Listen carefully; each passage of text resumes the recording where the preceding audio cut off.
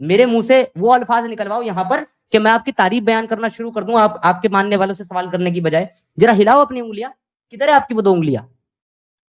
आपकी वो दो उंगलियां अबू लहब के हाथ ना तोड़ पाई, ना तोड़ पाई। तब्बत यदा अबी लहबिम वतब मा अगना अन्हु मालुहु वमा कसब सयस्ला नारन ज़ात लहबिम वम्रातुहु हम्मालतुल हतब फी जीदिहा हब्लुम मिन मसद। टूट जाए अबू लहब के हाथ और बर्बाद हो जाए। उसके हाथ नहीं टूटे अल्लाह मियां आपकी आपकी दो उंगलियों के इशारे से, वो अपने हाथों के साथ गया।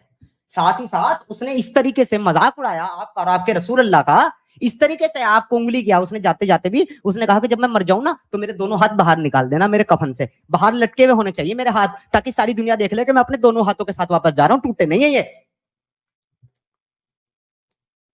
मरते मरते भी आपको चैलेंज दे करके चला गया वो। अल्लाह मियां क्या कर रहे थे आप बैठ करके?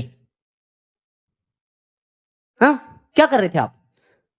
फरिश्तों के साथ खेल रहे थे दो जैसे आज कुछ उंगलियों के लोग साथ गोटे खेल रहे थे।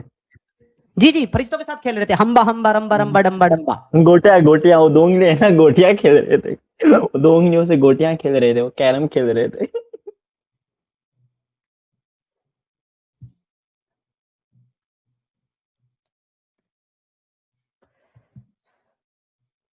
ये कहते हैं अल्लाह का कोई शरीक मत ठहरा, अल्लाह भी कहता मेरा शरीक मत ठहरा।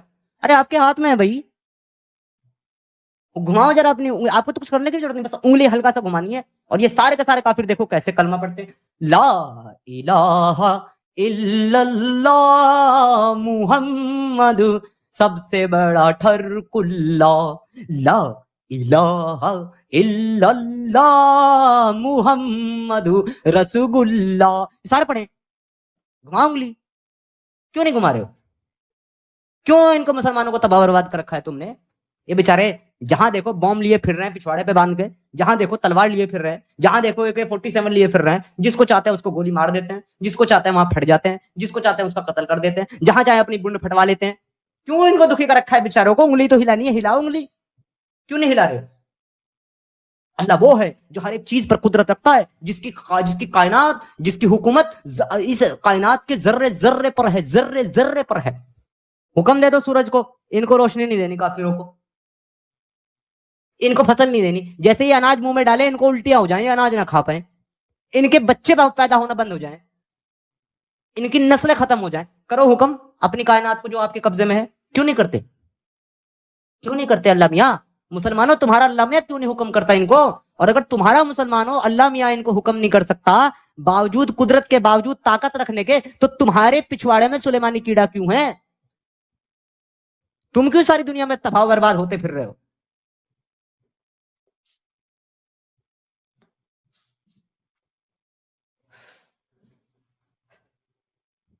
इस्लाम सच्चा दीन है, इस्लाम अमन का दीन है, अल्लाह ही हकीकी कायनात है। अल्लाह की तरफ लौटाओ, लौटाओ कामयाबी की तरफ, लौटाओ ऐसी कामयाबी की तरफ जो कभी खत्म ना होने वाली है। अबे तो भाई तेरा अल्लाह क्यों नहीं लौटा रहा हमको? तेरे को क्यों हमारे ऊपर मुसल्लत किया हुआ है खबीस? छोटे भाई का पजामा और बड़े भाई का कुर्ता पहन करके, मूछ उड़ा करके, दाढ़ी रख करके, जालीदार टोपी रख करके, हाथ में तस्वीर लेकर के, दिल में तू जो है औरतों की ख्वाहिश लिए, 72 हूरों की ख्वाहिश लिए, और दुनिया में 4-4 औरतों की ख्वाहिश लिए और लौंडियों की ख्वाहिश लिए, जमीन पे तुम मोटी ढोलक लेकर के फिर रहा है पेट को मसलते हुए। तुझे क्यों मुसल्लत कर रखा है हमारे ऊपर?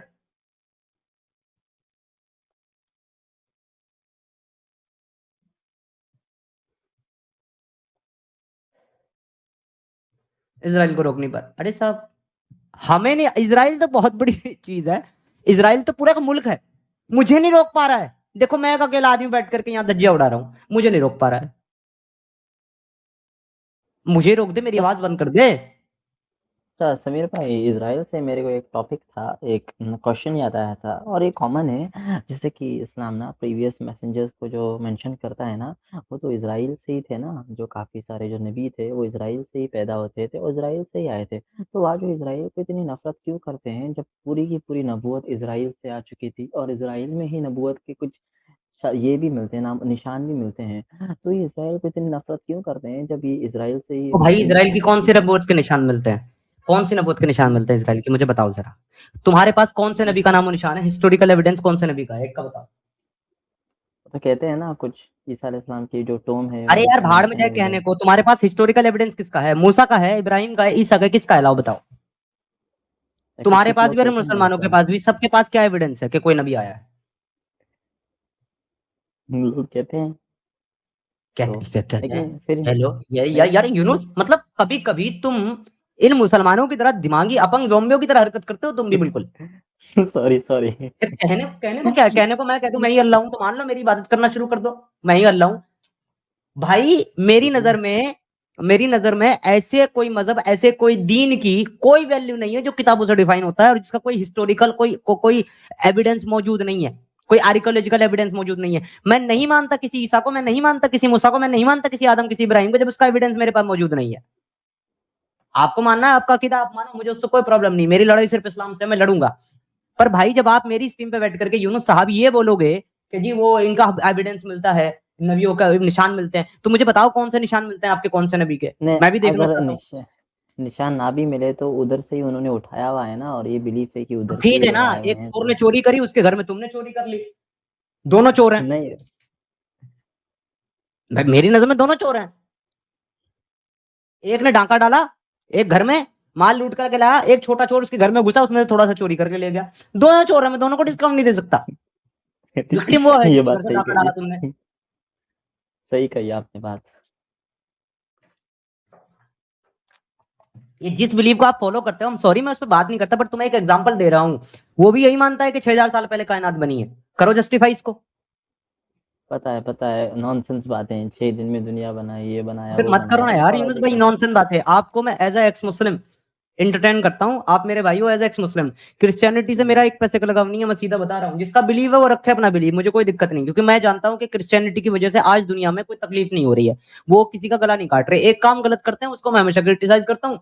लोगों की मजबूरियों का फायदा उठा करके उनको मिशनरी के माध्यम से कन्वर्ट करते हैं, वो गलत है। उसको मैं क्रिटिसाइज करता हूँ यूनुस भाई, और करता रहूंगा जब तक मैं जीऊंगा। बाकी मुझे आपके अकीदे से कोई लेना देना नहीं, जब तक उससे कोई प्रॉब्लम क्रिएट नहीं हो रही। आपको जो मानना है मानो, बट है नॉनसेंस ही, टोटल नॉनसेंस है। पता है, सॉरी हाँ, लेकिन मैं ऐसे एक जनरली कह रहा था कि वो उधर से ही उठाया हुआ है तो उन्हीं लोगों को वो लोग हेट कर रहे हैं ऐसे, तो एक कहने की बात थी कि मिथोलॉजी के भी तौर पे ऐसा देखा जाए, मिथोलॉजी के वो बिलीव करते हैं कि जो भी मैसेंजर आए थे उस ट्राइब से आए थे, तो वो ट्राइब को अगर वो मिथोलॉजी के तौर पे भी अगर बिलीव करते हैं तो उधर से ही लोग आए थे, तो भाई उधर से उनको हेट माइथोलॉजी क्यों कर। में बिलीव करना ही सबसे बड़ी बेवकूफी है। ये जो दो वर्ड है ना, माइथोलॉजी और बिलीव, ये दो वर्ड ही सबसे हम्म, गलत है। क्योंकि जब आप मान रहे हो कि माइथोलॉजी, तो फिर बिलीव काहे का? नहीं मैं तो काहे का नहीं बिलीव? करता हूँ, मैंने आपको पहले भी कहा था, मैं तो सिर्फ यहाँ पे प्रोटेक्शन के लिए था, नहीं तो मेरे में और उनमें कुछ डिफरेंस नहीं है ना। हाँ तो प्लीज आप जब भी कहीं भी जाओ, सिर्फ मेरी स्ट्रीम पे नहीं यूनुस भाई, किसी भी एक्स मुस्लिम के आप स्ट्रीम पे जाओ, behave like a x Muslim, not like a Christian. मेरे को रोक लेते हो ऐसा थियोलॉजी के मुताबिक कि मैं ऐसा ये कर रहा था, बहुत माफी चाहता हूँ आपसे। और एक छोटा सा मैं सवाल आपसे कर सकता हूँ, ये अलग ही टॉपिक था। जी, एक हेलो। हमारे परवेज साहब आए थे, वो पता नहीं आए और आकर के बैठे खामोश, 2 मिनट आपकी मेरी हाँ। गुफ्तगू चली और वो पार हो गए। भाई परवेज साहब आ जाओ, आपसे तो बात करने के लिए स्ट्रीम की है। जी यूनुस साहब बताएं क्या सवाल है। तो ये क्या सवाल था पता है, मैंने आपको मैसेज भी डाला था, वो आप कह रहे थे ना कोई आपका एक भाई था या कोई एक बंदा था जो अभी खुद को एक्स हिंदू कह रहा है, तो वो अभी मुस्लिम हो गया। तो वो कह रहा था कि जो अनटचेबिलिटी का जो आपने अभी क्वेश्चन लाया था ना, तो उसको बहुत ही उत्साहित थी कि ये जज करने के लिए हम अनटचेबिलिटी को प्रमोट करते हैं, अछूत और नाछूत में बिलीव करते हैं। तो मैं तो बहुत कंफ्यूज हूँ, अगर ये इसको अगर क्वेश्चन उठा रहा है तो उनके इसमें तो सबसे बड़ी अनटचेबिलिटी है। जैसे कि हम लोगों को अगर उनके ऊपर कोई भी बिलीफ ने ना मानता हो, तो वो तो उनके मुताबिक टट्टी के और कुत्ते के समान है, और उनके हाथ का पानी भी नहीं पीना चाहिए, और इनसे नफरत करना चाहिए, ये तुम्हारे भाई नहीं है, इनसे आपको दोस्ती भी नहीं करनी चाहिए, और देखो इनसे यूनुस आपको भाई, एक फ्रेंडली। चीज बहुत क्लियर है, बीइंग अ हम्म ह्यूमन, एक हम्म इंसान होने के नाते से, एक रैशनल थिंकिंग वाले इंसान होने के नाते से, ये बिल्कुल डेफिनेट चीज है कि जो बात गलत है हम्म उसको आप गलत कहें, देन इट डजंट मैटर कि वो किसी किताब से आ रही है, वो किसी बिलीव से आ रही है, वो किसी फेथ से आ रही है, या वो सोशल प्रॉब्लम है, सोशल एविल है। हम्म उसको गलत को गलत कहना ही रैशनैलिटी की सबसे बड़ी पहचान है। चाहे अनटचेबिलिटी हो, सामाजिक बुराई जो कि है या थी वो हो, या फिर कोई ऐसी चीज हो जो किसी अकीदे से आती हो, जहां लोगों को एक को बहुत गिरा हुआ और एक को बहुत महान बताया जाता हो, ऐसी चीजें इस समाज में एक्सेप्टेबल नहीं है, हम उनको डिनाई करते हैं यूनुस साहब। लेकिन अगर हम लोग उनको डिनाई भी करें तो वो अगर क्वेश्चन उठा रहा है तो हम लोग एक तरफ से मान के लेते हैं, लेकिन उनके भी उसमें है ना, वो तो इससे भी बड़ी चीज करते हैं। वो खुद को देखता नहीं क्या अपने गिरेबान में झांक के मान लिया कि हाँ ऐसा है इनके इसमें, तो तुम्हारे उसमें भी कोई कम है क्या चीज? तुम तो मानते हो कि हम तो गंदी चीज है। वो नहीं समझता क्या? वो चीज कुछ पढ़ी नहीं है क्या उसने? भाई इसको जो है, क्या कहूं मैं, इसको इसको जो है ना, अंधा अकीदा कहते हैं। एक चीज आपको गलत लगती है जो आपके अकीदे से बाहर की है, आप उसको लॉजिक का चश्मा लगा करके गलत कहते हो। लेकिन जब वही चीज, वैसी ही चीज आपके अकीदे में आती है, तो आप लॉजिक का चश्मा उतार कर साइड में रख देते हो और ईमान वाला चश्मा पहन लेते हो, जो कि लकड़ी का है, उसके आर पार आपको दिखता है। आप कहते हो मुझे तो कुछ नहीं दिखाई दे रहा। फिर वो असरानी हाँ की तरह एक्टिंग करता है। क्या करता है? असरानी की तरह एक्टिंग करता है और कहता है कि क्या क्या देखना पड़ रहा है, अच्छा है मैं अंधा। वही फिर वो अंधा बन जाता है आंख वाला होते हुए भी। वही मेरे को कंफ्यूज हो गई। उनके तो डायरेक्ट गाली दे रहे हैं ना हमको वो लोग डायरेक्टली, वो तो हमको टट्टी और कुत्ता कह रहे हैं डायरेक्ट हमको। वो उसको चीज नहीं दिखती क्या? उसने पढ़ा ये नहीं किया है क्या? आप उसकी बात कर रहे हैं ना जो पिछली स्ट्रीम में एक सिंधु बन के आया था। वही वही उसकी बात कर रहा हूँ। वो तो टट्टी और वो कुत्ता तो कह रहे हैं पांच हमको दस मिनट डायरेक्ट। वो तो 5-10 मिनट मेरे पास सामने रुका ही नहीं, वरना मैं तो उसको और बहुत कुछ अभी बताता आगे। और अगर वो अभी भी सुन रहा है तो अभी भी ढूंढ सकता है। मैं उससे सिर्फ एक सवाल करूंगा कि तूने अनटचेबिलिटी की वजह से तो सनातन छोड़ दिया, जो उसमें है नहीं, समाज में थी एनीवे, उसकी वजह से तूने सनातन छोड़ के इस्लाम अपना लिया। लेकिन तूने वो इस्लाम अपनाया है जो अब अपनाने के बाद तुझे तेरे माँ बाप से दोस्ती रखने, प्यार मोहब्बत करने, उनकी खिदमत करने की इजाजत नहीं देता, उनके जनाजे में शामिल होने की इजाजत नहीं देता। वही उसको ये सारी चीजें बोलनी चाहिए थे, आपने बोले क्या? अरे तो रुका कहाँ, भाग गया ना। रुकता कहाँ है मेरे सामने ऐसा आदमी? 10 मिनट रुकता है, इधर उधर की बात करता है और भाग जाता है। मेरे को लगता है ना ये इंसान ने, इनका क्या हिसाब हुआ था, इसको ये सब कुछ चीजें पता चली ना अनटचबिलिटी के बारे में, तो इसको किसी ने जलेबी थमा दी और जलेबी इसने खा ली। अब उसको पता चल गया है कि जलेबी कड़वी है, तो अब मुंह से निकाल भी नहीं सबसे सकता ज्यादा क्योंकि इस्तेमाल अनटचेबिलिटी का जितना मुसलमान नहीं करता है किसी सनातनी को, किसी हिंदू को प्रोपोगेट करते हुए और कन्वर्ट करने के लिए, उससे ज्यादा इस्तेमाल इस चीज का आपके क्रिश्चियन भाई बहन करते हैं यूनुस बाबू। मुझे पता नहीं था समीर भाई। उनको सनातन का सा नहीं पता, घंटा नहीं उनको पता, लेकिन बैठ करके ज्ञान पे लेंगे सनातन पे और उस संस्कृति पे से ज्ञान पे लेंगे जो हजारों साल से नवग्रहों की पूजा करते हुए आ रहे हैं, जिन्होंने सेंटर में, सेंटर ऑफ अट्रैक्शन में सन को रखा हुआ है और चारों तरफ उसके 9 प्लैनेट्स को रखा हुआ है। उनको वो ज्ञान पे लेंगे जिन सालों के मुताबिक ये धरती वजूद में 6000 साल पहले आई है। सही कही बात आपने। मतलब चोर की दाढ़ी आयुर्वेद में हमारे तिनका। पास से आया, ऋग्वेद हमारे पास से आया, धर्मशास्त्र हमारे पास से आए, अथर्ववेद हमारे पास से आया, शास्त्र हमारे पास से आए, न्यूमरोलॉजी हमारे पास से आई, ज्योतिष हमारे पास से आया, फिजिक्स हमारे पास से आया, साइंस हमारे पास से आया, मेडिकल साइंस हमारे पास इवॉल्व हुआ। हम आज से हजारों साल पहले, 5-7 हजार 10 हजार साल पहले ये बता चुके हैं कि किस तारीख को किस दिन चंद्र ग्रहण, किस तारीख को किस दिन सूर्य ग्रहण होगा। वो हमें बैठ करके ज्ञान पेलते हैं चूतिए, और वो हमारा ही शास्त्र इस्तेमाल करके, हमारी ही टेक्नोलॉजी इस्तेमाल करके एआई बना बना करके पैसे कमा रहे हैं और हम ही को बुरा बोलते हैं। ये बात बहुत सही बोली आपने और मैं इस चीज़ से एक्सेप्ट भी करता हूँ अकॉर्डिंग टू माय रिसर्च, क्योंकि ये आपके में जितना साइंस, योगा, ये मेडिटेशन, पूरा जो लॉजिकल चीज़ें हैं ना आपके इसमें से निकली हुई हैं। इसको मैं 100% बिलीव करता हूँ। इनके पास कोई भी चीज़ बिलीव करने के लिए नहीं है, सिर्फ एक किताब है जिसमें बकवास बकवास चीज़ें लिखी हुई हैं और वही चीज़ को आपको सुना सुना के आपको ये कर रहे हैं। मैं इनके साथ नहीं हूँ, मैं इनके अगेंस्ट ही हूँ। मैं तो सिर्फ प्रोटेक्शन के लिए हूँ वगैरह, मेरे को इसमें कोई इंटरेस्ट नहीं है। एस्ट्रोलॉजी जी, फिलोसफी जी, हाँ, फिलोसफी के लिए तो बाकायदा हमारे यहाँ दर्शन है। दर्शन का मतलब ही फिलोसफी होता है भाई। कितने दर्शन है हमारे यहाँ, अलग अलग पॉइंट ऑफ व्यू का दर्शन है, किसी ने किसी को बाउंड नहीं किया, किसी ने किसी को बाहर नहीं किया ना। आप एथिज्म को प्रमोट नहीं कर सकते फिलोसफी में, क्योंकि हम तो ईश्वर में मानते हैं, किसी ने बाहर नहीं किया। चारवाक दर्शन लिखे गए, सनातनियों ने पढ़े, एक्सेप्ट किया, माना, फिलोसफी को एक्सेप्ट किया।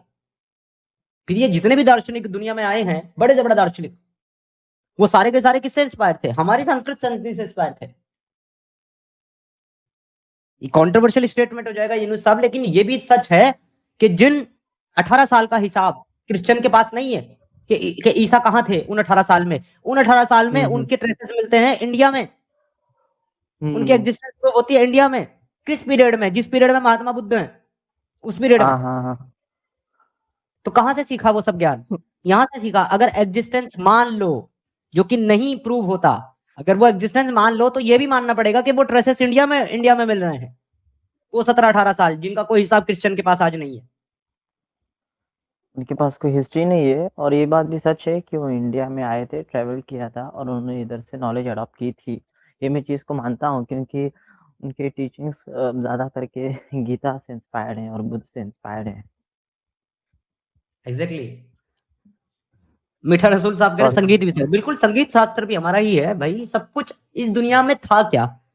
इस दुनिया में जो ओल्डेस्ट सिविलाइजेशन है वो हमारे यहाँ फली फूली, हमारे यहाँ विकसित हुई, हमारे यहाँ से पूरी दुनिया को वो ज्ञान मिला है, पूरी दुनिया में वो ज्ञान फैला है। आज कोई अपने अहंकार में, अपने घमंड में चीजों को डिनाई कर दे, नेग्लेक्ट कर दे, ना जी ऐसा तो कुछ नहीं है, ये भी तो था, वो भी तो था। भाई सब इंस्पायर है हमारी संस्कृति से। हमारी संस्कृति सबसे पुरानी है, सबसे पुरानी ओल्डेस्ट सिविलाइजेशन है हमारी इंडियन सिविलाइजेशन, ओल्डेस्ट। मैं किसी धर्म की बात नहीं करता, मैं नहीं जाऊंगा इस डिबेट में कि वो सनातन था या वो बुद्धिज्म था या वो जैनिज्म था या वो कुछ और था या वो हड़प्पा थी, कुछ भी हो, बट सबका बाप हम ही है।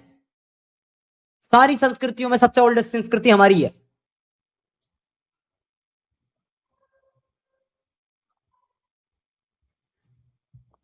So this is the thing man.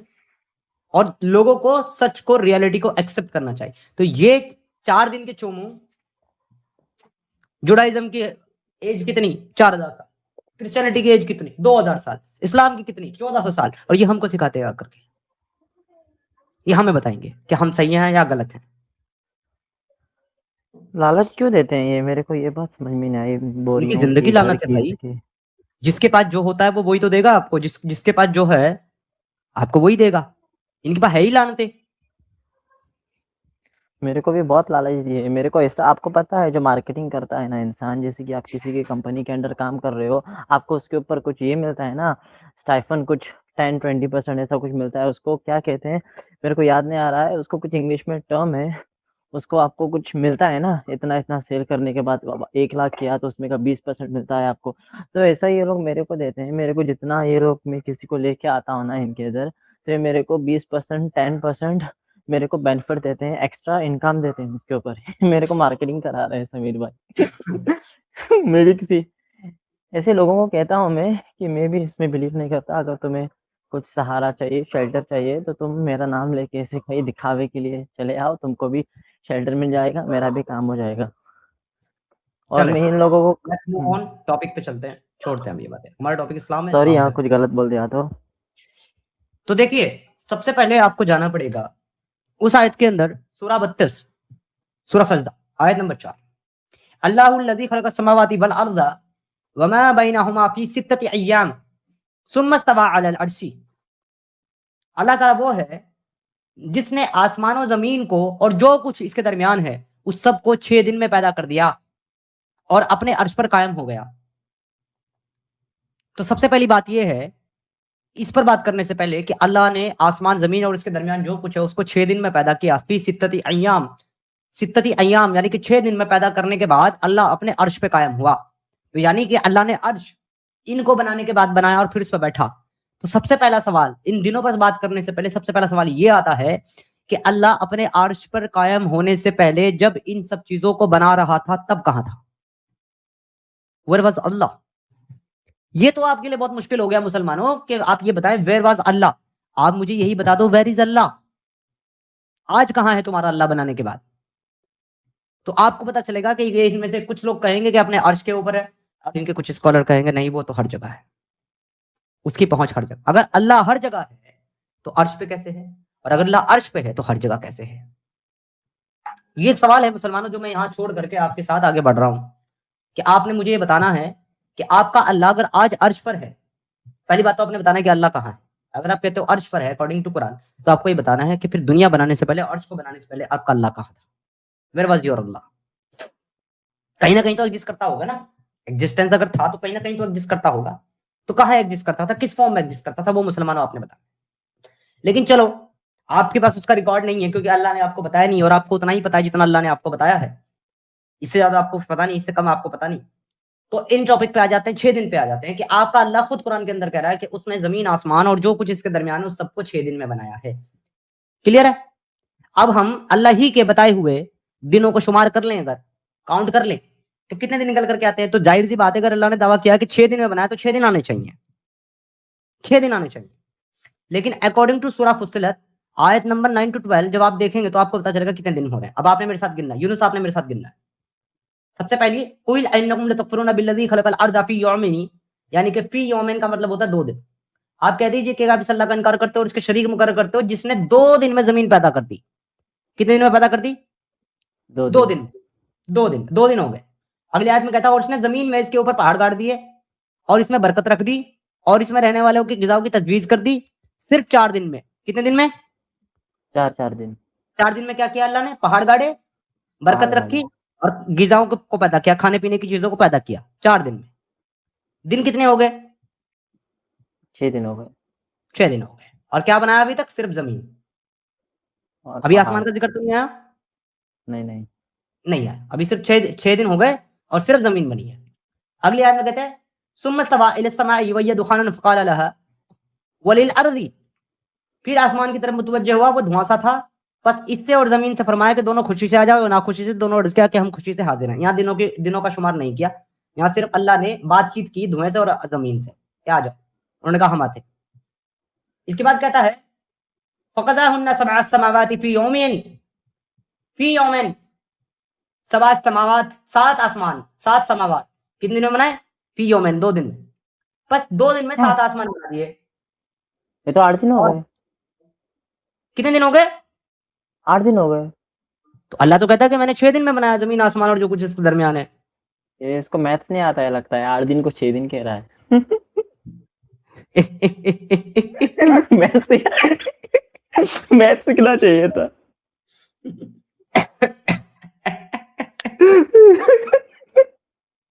यार 6 दिन तो 6 दिन यार, 6 दिन तो बोलना, मतलब 8 दिन बोलता है, 7 बाद में 9 दिन बोलेगा, ये तो इलॉजिकल चीज है। क्योंकि पहले स्टेटमेंट फरमाता है कि इंसान को पानी से चले 8 पैदा दिन किया है, आठ आठ दिन भी देख लेते हैं, एक काम करते हैं ना, 8 दिन भी हाँ। देख लेते हैं। अभी हदीस देखते हैं, सही मुस्लिम 7054 7054 सही मुस्लिम की हदीस है।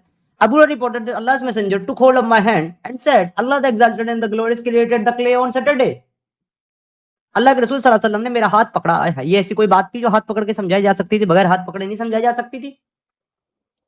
पहले हाथ पकड़ा, अबू हुरैरा अपना हाथ देना, अबू हुरैरी तू दे दे मेरे को हाथ, फील के लिए, फील के लिए भाई, फील के लिए मैंने अपनी बीवी का हाथ पकड़ लिया, हुरैरी का हाथ पकड़ लिया, हुरैरा की जगह। हाँ, तो पहले हाथ पकड़ा और फिर कहा हुरैरा, नहीं सॉरी, हुरैरी, क्या तू जानता है, सॉरी, क्या तू जानती है अल्लाह ने इस कायनात को कैसे बनाया? तू जानती है हुरैरी? तो अल्लाह के रसूल ने सबसे पहले अबू हुरैरा का हाथ पकड़ा और फिर कहा Allah the exalted and the glorious created the clay on Saturday. Allah ने मिट्टी को पैदा किया सैटरडे को, शनिवार को। किस दिन पैदा किया? हफ्ते के दिन, सैटरडे के दिन। Saturday. And he created the mountain on Sunday, और पहाड़ किस दिन बनाए? संडे। आपकी जिम्मेदारी यह है, आपने दिन काउंट करते जाना है मेरे साथ। जैसे मैं एक दिन का नाम लूंगा, आपने गिनना 1, जैसे दूसरे दिन का नाम लूंगा, आपने गिनना 2, ठीक है? शुरू से शुरू करते हैं। तो Allah created the clay on Saturday, एक। And he created the mountain on Sunday, 2। जल्दी बोला करो थोड़ा, 2।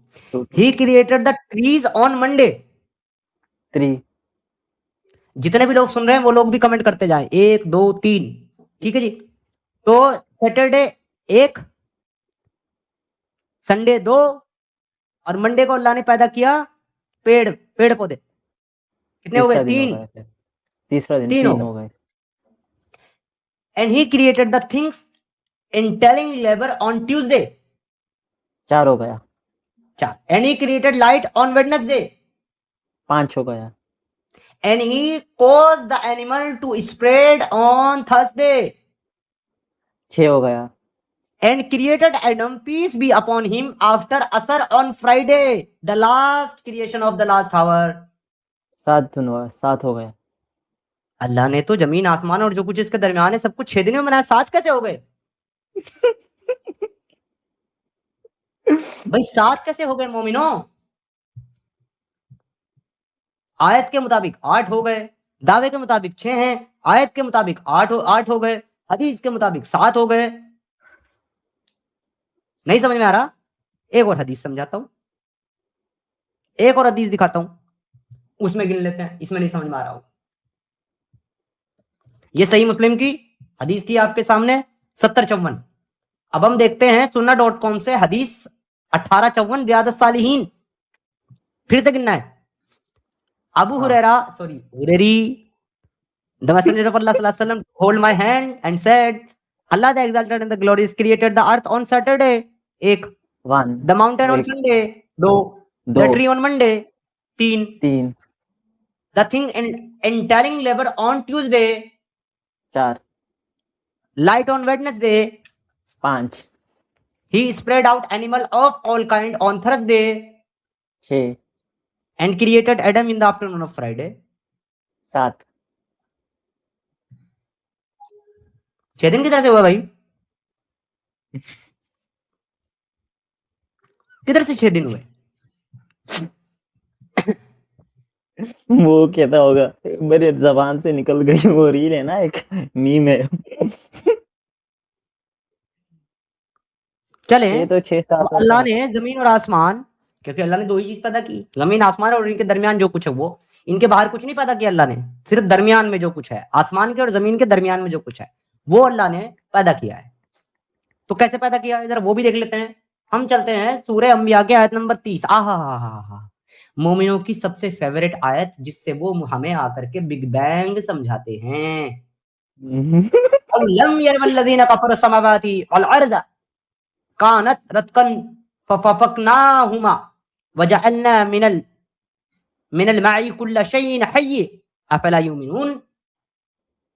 क्या काफिर लोगों ने ये नहीं देखा कि आसमान और जमीन आपस में मिले हुए थे, फिर हमने इन्हें जुदा कर दिया? आप काफिर हो अकॉर्डिंग टू इस्लाम यूनुस?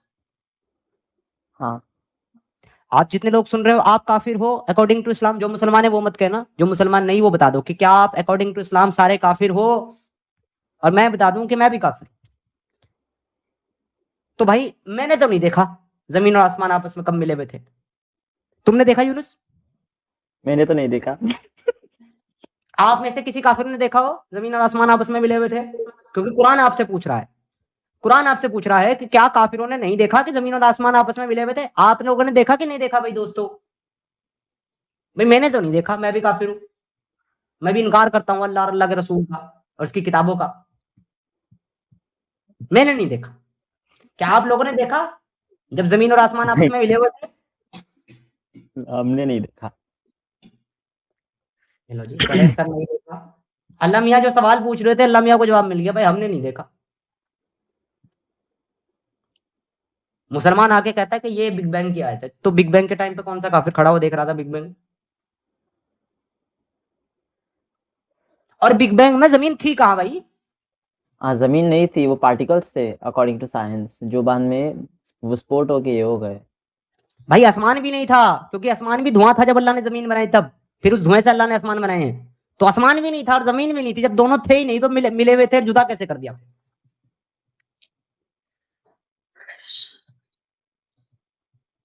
कैसे जुदा किया? तो ये जो नॉलेज है, ये जो परम ज्ञान है, परम ज्ञान, ये रसूलुल्लाह के पास फिर आया किधर से परम ज्ञान? आप जानते हो रसूलुल्लाह के पास ये परम ज्ञान कहां से आया, जिसको आज बिग बैंग बताते हैं ये मुसलमान? किधर किधर? इधर से आया। है ये क्या है? ये सी मेरे और को जफर भाई ने बताई थी ये चीज। ये जफर भाई ने बताई थी थियोलॉजी। वो पहले के जमाने में ट्रेडिशन में बिलीव ऐसा कुछ था कि बिलीव किया करते थे जमीन और आसमान कुछ इंटीमेसी कर रहे हो, ऐसे कुछ। ये बीच में जितने भी है ना, ये ऊपर ये जो दिख रहा है ना, ये जो औरत हाँ जैसी है, ये आसमान है, और हाँ जो नीचे है वो जमीन है। वो कौन है? अच्छा अच्छा अच्छा अच्छा। ये देखिए, ये जो नीचे पड़ा हुआ है ना यहाँ पे इस पिक्चर में, ओ ये गिब्स है, ये नट्स है। ठीक है, ये जो ऊपर उठा रखा है ना जिसने बीच में हाँ ऊपर उठा रखा है इसको, ये आला है। हाँ आला, ओ ये है हाँ आला, और ये आला के फरिश्ते बाजू बाजू दोनों। हाँ तो हुआ क्या था कि ये जो आसमान है जो कि एक फीमेल की शक्ल में है, और ये जो जमीन है हाँ जो कि एक मेल की शक्ल में है, ये दोनों आपस में डिंकी डिंकी कर रहे थे, हम बिस्तरी कर रहे हाँ थे। वही जफर भाई ने कहा था। तो साहब ये दोनों आपस में हम बिस्तरी कर रहे थे, लगे पड़े थे। बीच में आला आया, और आला ने बीच में घुस करके नट जो कि आसमान की देवी थी, और गिव जो कि जमीन का देवता था, उन उसके ऊपर से, जमीन के देवता के ऊपर से नट को ऊपर उठा लिया। तो आपस में मिले हुए थे दोनों, कैसे मिले हुए थे वो आप समझ गए। इनको बीच में आला ने आकर के ऊपर उठा लिया, अलग अलग कर दिया। ये तो इलॉजिकल है, ये तो मतलब shit। नहीं नहीं, क्या और इलॉजिकल है? उठाना उठाना इलॉजिकल है। समीर भाई नमस्कार। नमस्कार दावत मुत साहब, वेलकम, जय हिंद, वंदे मातरम, क्या हाल है किधर साहब? किधर से जय हिंद, चीजें वंदे उठाए मातरम। किधर किधर से चीजें उठाई हुई है, कॉपी पेस्ट कर ली। Number 1 copycat in the world.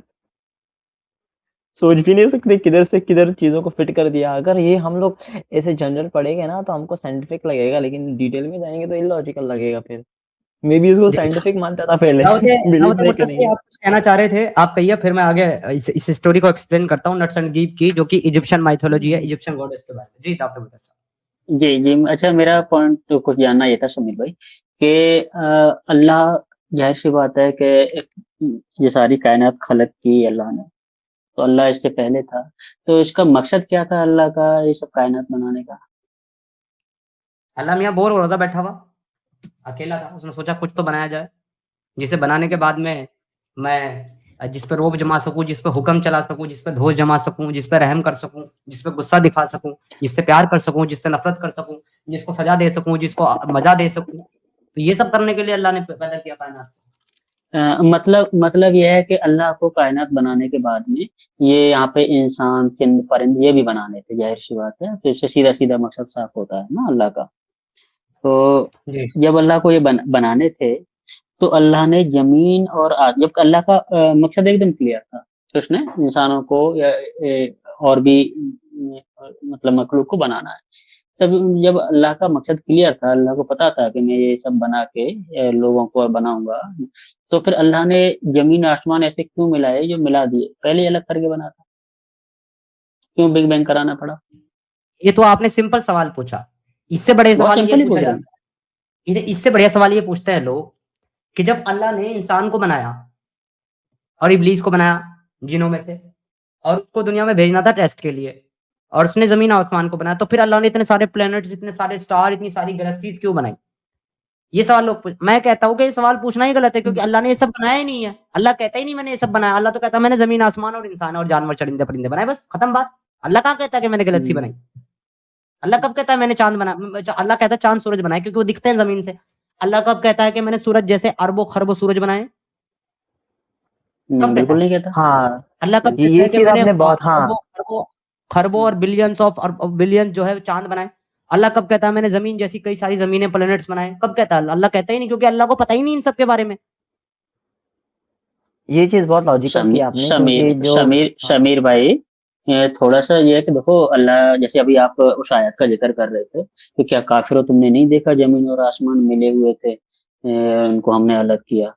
तो अब यहाँ पे गड़बड़ ये हुई अल्लाह से, तब तो काफिर थे ही नहीं, तो लोग मान नहीं रहे इस आयत को, और ना ही इसको कोई अजय दलील एक्सेप्ट कर रहे हैं। सर थे ना इससे काफिर, बेहतर। आप बात समझे सर, आप बात को समझे दावत मुर्तजा भाई, sorry to interrupt you, but काफिर थे। जिस वक्त अल्लाह ने जमीन और आसमान को अलग किया था उस वक्त काफिर थे। सर ये थी वो जमीन और ये था वो आसमान, इस टाइम थे काफिर। क्या तुमने नहीं देखा जमीन और आसमान डिंग डोंग कर रहे थे और हमने उसको अलग कर दिया। जी हाँ, अगर मुसलमान कहता है डिंग कि ये बिग बैंग है तो नहीं है बिग बैंग, क्योंकि बिग बैंग में तो काफिर थे नहीं, पर हाँ जब ये डिंकी डिंकी कर रहे थे जमीन और आसमान तब काफिर थे, तभी तो उठा रहे हैं बीच में से लोग। क्या तुमने अच्छा नहीं देखा समीर है कि भाई, जमीन आसमान डिंग डोंग कर रहे हैं। इस आयत की जगह पे अगर अल्लाह मियाँ ऐसे कुछ कह देते, क्योंकि वो एक वाकया हुआ था और उस वक्त काफिर थे, तो क्योंकि इस आयत के बाद में तो लोग नहीं माने, काफिरों ने माना नहीं, ना अल्लाह को खुदा माना और ना ही रसूल अल्लाह मोहम्मद साहब को रसूल माना। लेकिन एक जो वाकया हुआ था, कहते हैं जब रसूल अल्लाह की पैदाइश हुई थी तो वो रोशनी इतनी जबरदस्त निकली थी आमना के सरबराह से। तो शायद अगर तबूक तक रोशनी चली गई थी एलईडी तो बल्ब, एलईडी लाइट, हाँ, एलईडी तो लाइट। शायद अगर अल्लाह मियाँ ऐसे कह देते आयत में, क्या काफिरों नहीं देखा तुमने कि हमने रोशनी निकाली थी, तो शायद हो सकता है कुछ काफिर ईमान ले आते और वो रोशनी देख भी लेते। हाँ जी, देखिए जाहिर सी बात है, वो सब तो किस्से कहानियां बोंगियां हैं, मगर जहां से ये चीजें इन्होंने उठाई है ना, थोड़ा सा अब इस पे फोकस करते हैं। तो आप ये देखिए और समीर भाई कि अल्लाह को, सारा ही बोंगिया है ना, बोंगिया पे आएंगे तो सब ये सब सारा तो बोंगिया है। जी नहीं अपनी नहीं, बात शुरू सुनिए ना, करें। दाऊद मुफ्ती भाई, वो तो है ही बोंगिया, लेकिन आप एक चीज देखिए, आप अल्लाह को इतना क्रिटिसाइज करते हो, अल्लाह को इतना बुरा, अल्लाह को देखिए सर, अल्लाह कितना क्रिएटिव माइंड है, अल्लाह इतना नोटी और इतना क्रिएटिव माइंड है कि उन्होंने जो है ना भाई साहब, नट को ऊपर रखा हुआ है, पोजीशन देख लो आप, नट ऊपर है भाई साहब, अल्लाह की क्रिएटिविटी देखो, और नट के ऊपर ना आपको सितारे भी नजर आएंगे, देखो स्टार्स भी हैं बाकायदा ऊपर, वाओ, है ना। वाह, आप अल्लाह को हल्के में ले रहे थे। तो क्या कहती है ये कहानी, आइए, अच्छा मेरी नहीं है, ब्रिटानिका की वेबसाइट है जो इजिप्शियन माइथोलॉजी के बारे में बात कर रही है, इजिप्शियन गॉडेस के बारे में। तो ब्रिटानिका बताता है, not the Egyptian religion, in the Egyptian religion a goddess of the sky, vault of the heavens, often depicted as a woman arched over the earth god Geb. Geb जो है ना वो अर्थ गॉड है, और नट जो है वो स्काई गॉडेस है, यानी कि ये गॉडेस है, ये गॉड है, अपोजिट जेंडर है भाई साहब, अल्लाह मियाँ एक जेंडर में काम नहीं करवा रहा। Most cultures of the religion where there is rain personify the sky as masculine, the rain being the seeds which fructifies mother earth. In Egypt, however, rain plays no role in fertility. All the useful water is on the earth from the Nile river. दुनिया में जहां जहां पानी मिला है, पहुंचा है, वो सारा का सारा नील रिवर से आया। समंदर कह रहे थे हम तो चूतियां हैं, हमारा क्या काम है फिर। Egyptian religion is unique in the genders of its deities of earth and sky. As the goddess of the sky, Nut swallowed the sun in the evening and gave birth to it again in the morning. Subhanallah. Subhanallah. Goddess of the sky, and Nut swallowed the sun in the evening and gave birth to it again in the morning. Nut was also represented as a cow, for this was the form of she took in the order to carry the sun god re